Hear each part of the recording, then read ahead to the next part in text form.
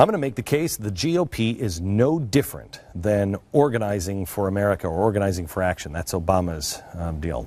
Last year, during the 2012 election, remember, Romney was super evil and the president was super good. Romney laid out a plan for intervention in Syria. Wasn't one I was for. And it left him mocked relentlessly for his crazy opinions. Now, I didn't like it because I thought, well, we can get that from President Obama. But President Obama had to look like he was a really cool dude, and he wasn't for any of that stuff. So he had to actually change his opinion and mock Mitt Romney. But unfortunately, the president is saying exactly what Mitt Romney was saying a year ago. We went back in the archives, Organizing for Action, the community organizing arm of the Obama regime. They posted on their website, March 27th, 2012, an entry entitled 5 Times Romney Flunked on Foreign Policy. One of his alleged blunders was this, quote, Romney called Russia a strategic partner of the United States on vital issues, America's #1 geopolitical foe. Oh, no. Since when does our strategic partner write a sneering editorial in one of our newspapers, attacking the whole concept of American exceptionalism? But, okay. How about this one?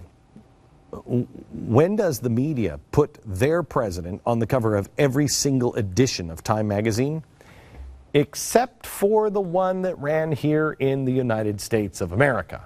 That one was a little different. I rewatched some of the debates from the presidential elections. During the third debate, the one with Bob Schieffer, at the time we were all so wound up about Benghazi, we wanted Romney to stick it to the president on the terrorist attacks. And he didn't. And we wondered, how did you miss this? But we missed how much Romney knew and got right on foreign policy in the Middle East, at least on the way it's unfolding now. And I don't agree with Romney on some of his foreign policy, but there is no doubt he was either being advised by the same clowns who are advising the president, or he knows the geopolitical world better than anybody else, especially President Obama. He was impugned and ridiculed for what he said. But listen to what the president says here in reaction to the candidate, Mitt Romney. Governor Romney, I'm glad that you recognize that al-Qaeda is a threat. Because a few months ago, when you were asked what's the biggest geopolitical threat facing America, you said Russia. Not al-Qaeda, you said Russia. And the 1980s are now calling to ask for their foreign policy back because the Cold War has been over for 20 years. What we need to do with respect to the Middle East is strong, steady leadership, not wrong and reckless leadership that is all over the map. The challenge we have, I know you haven't been in a position to actually execute foreign policy. No. But every time you've offered an opinion, you've been wrong. Oh, the audacity of this man. Yes, Romney was wrong about Russia. And Romney was all over the map. Really? Can anyone even tell me what the Obama doctrine is right now?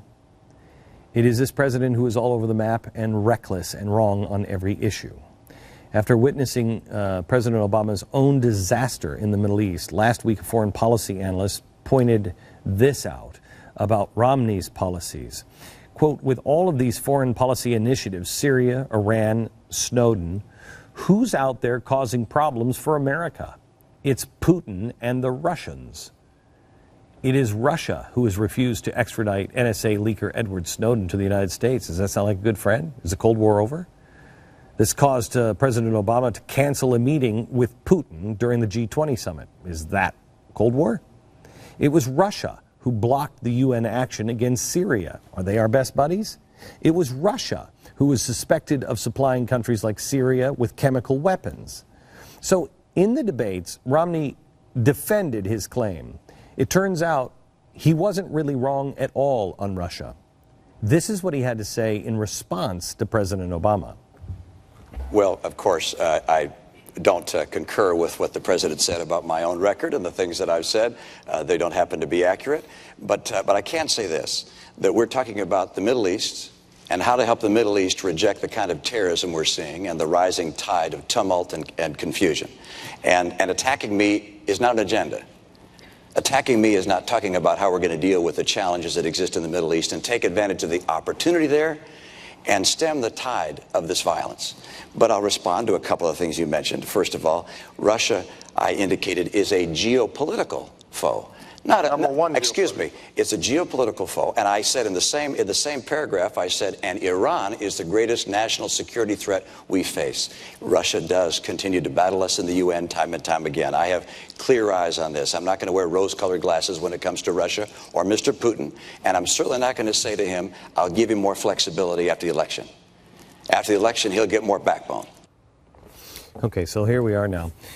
We're now facing another military intervention in the region, although the president's plan isn't different.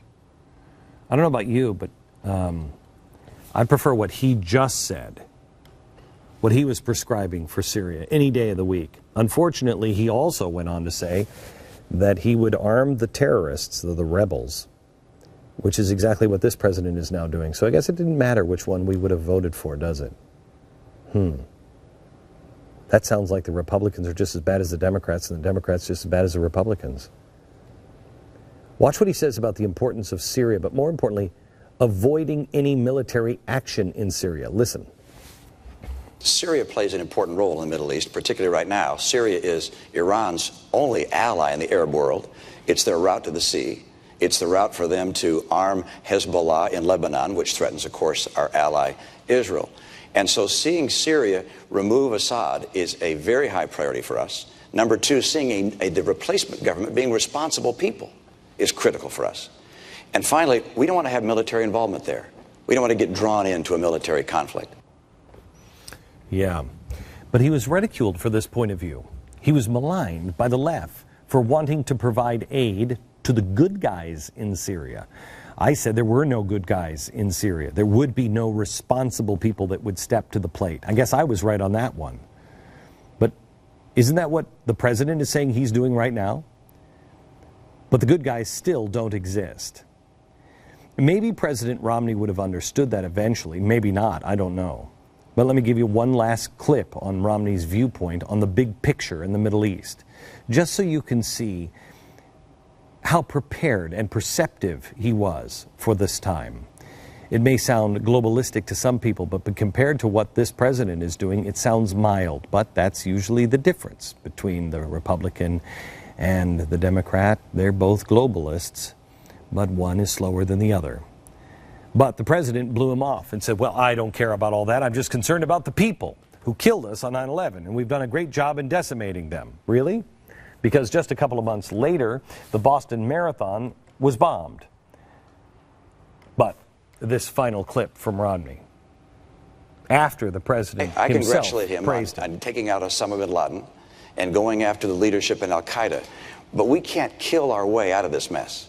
We're going to have to put in place a very comprehensive and robust strategy to help the world of Islam and other parts of the world reject this radical violent extremism, which is, it's certainly not on the run. It's certainly not hiding. This is a group that is now involved in 10 or 12 countries, and it presents an enormous threat to our friends, to the world, to America long term, and we must have a comprehensive strategy to help reject this kind of extremism.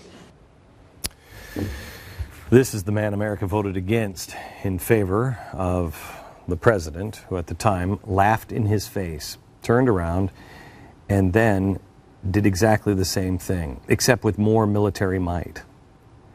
I want to make it really clear. It's not the Democrats, Hollywood's, liberals, libertarians, Republicans. It's all of us, anyone who actually thought change was possible in this country. Isn't this what the president did to the Wall Street bankers? He said, I'm not going to do what Bush did. Well, that's not a policy. Saying that you won't do what he did, what are you going to do? But then he turned around and did exactly the same thing, but with twice the amount of money, twice the bailouts. It's more of the same, twice the speed, wrong direction. If this doesn't convince you that this is not about parties, it's not about race, it's about the progressives in both parties. If you're not convinced of that, or your friends aren't convinced of that at this point, then you or they are definitely part of the problem.